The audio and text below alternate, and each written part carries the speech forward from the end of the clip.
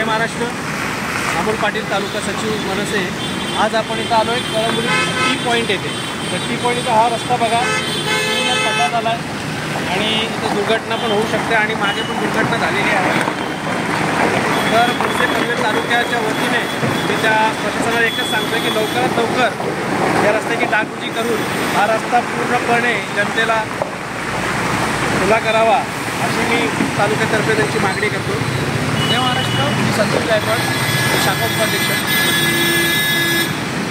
वारंवार पत्रलेख करून वारंवार सर्व त्यांना बोलून समजावून देखील प्रशासनाची काळजी का घेत नाही.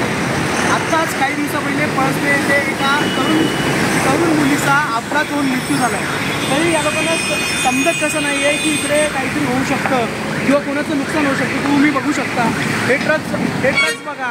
यांना इकडे अलाउड करण्यापेक्षा पहिले तुम्ही इकडे काहीतरी नियोजन करा व्यवस्थित. काय करायचं कसं करायचं ते बघा. येऊन पडलेली आहे फक्त इथं सामान येऊन पडतं आहे. प्रशासनातून याची दखल का घेत नाही मला हेच कळत नाही आहे. आणि तुम्ही बघू शकता बाईकवाले येतात हे बघा एवढे मोठे अवजड वाहन इकडनं चालतात.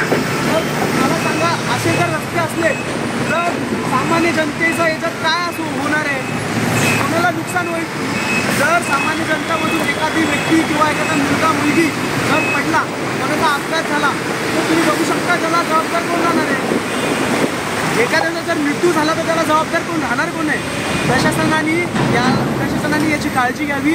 अन्यथा आम्ही तुम्हाला अजून एकदा पत्रव्यवहार करू. अन्यथा आम्ही इकडे भव्य आंदोलन येऊ हा म्हणजे मला इशारा.